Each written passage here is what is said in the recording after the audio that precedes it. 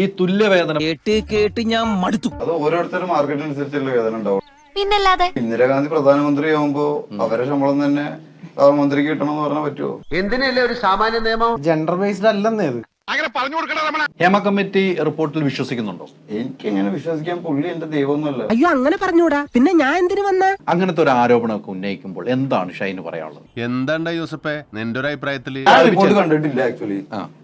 ഞാൻ ആരെയും ഏൽപ്പിച്ചിട്ടുമില്ല. പിന്നെ എന്നോട് ചോദിക്കണം എന്താ, ഇത് ഏൽപ്പിച്ചവരോടും ഈ റിപ്പോർട്ട് കണ്ടവരോടും ചോദിക്കാൻ നിങ്ങൾ മിനിമം ബോധം അതെങ്കിലും വേണ്ടേ? വെറുതെ അവന്റെ വായിച്ചിരിക്കണ എന്തിനാ കേക്കണേ? വടി കൊടുത്ത് അടി പേടിക്കാതെ ശാന്ത. നാട്ടിലെ എന്തൊക്കെ പരിപാടികൾ ഉണ്ടെന്ന് അറിയോ? വേറെ പ്രൊഡക്റ്റീവായിട്ട് മുന്നേറുന്നതിന്റെ ഇടയിൽ ഷെഡ്ഡി കഥ പറഞ്ഞോണ്ടിരിക്കണം.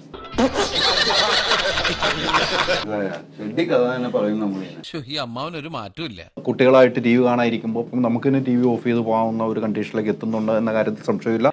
ഇത് എന്നെ ഉദ്ദേശിച്ചാണ്, എന്നെ തന്നെ ഉദ്ദേശിച്ചാണ്, എന്നെ മാത്രം ഉദ്ദേശിച്ചാണ്. സംശയമുണ്ടോ? 3 പെൺകുട്ടികൾ ഇങ്ങനെ വിവസ്ത്രമായിട്ട് ഇങ്ങനെ ബെഡേ കിടക്കുന്നു. ഇദ്ദേഹം മാറി മാറി ഇങ്ങനെ ഇന്റർപോസ് ചെയ്യാം. നിങ്ങൾ രണ്ടുപേരും ഡ്രസ്സൊക്കെ മാറണം. എന്നിട്ട് പുള്ളിക്കാരൻ അങ്ങ് മാസ്റ്റർബേഷൻ ചെയ്ത് തുടങ്ങി. കള്ളായപ്പോഴത്തേക്കും പുള്ളിക്കാരന്റെ മേത്തു ആക്കി, എന്റെ മേത്തു ആക്കി. എന്താടാ ഇത്? അയ്യോ അച്ഛനാ, ഇത് മുത്തച്ചിപ്പി. നമ്മൾ ഇങ്ങനത്തെ കാര്യങ്ങള് കൊച്ചുങ്ങൾ കേൾക്കാതിരിക്കാൻ ശ്രമിക്കില്ലേ? ആ ഒരു മിനിമം ബോധമെങ്കിലും ഇവർക്ക് വേണ്ടേ? എല്ലില്ലാത്ത നാക്കല്ലേ, ആർക്ക് എന്താ പറഞ്ഞുകൂടാത്തത്? നമ്മളൊരു നാട്ടില് തുറന്ന് സംസാരിക്കേണ്ടതും ചർച്ച ചെയ്യേണ്ടതുമായിട്ടുള്ള കാര്യങ്ങൾ എന്താണെന്ന് മിനിമം ബോധം മാധ്യമങ്ങൾക്ക് വേണ്ടേ? അതൊന്നും എനിക്കറിയാൻ മേല. വെല്ലോന്റെ ഷെഡ്ഡി ഇറക്കിയിട്ട് പിഴിഞ്ഞ കഥയാണ് പറയണത്.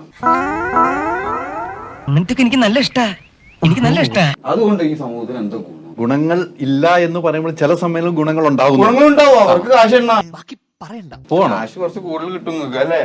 TRP ഒക്കെ കൂടിന്ന് കിട്ടല്ലോ.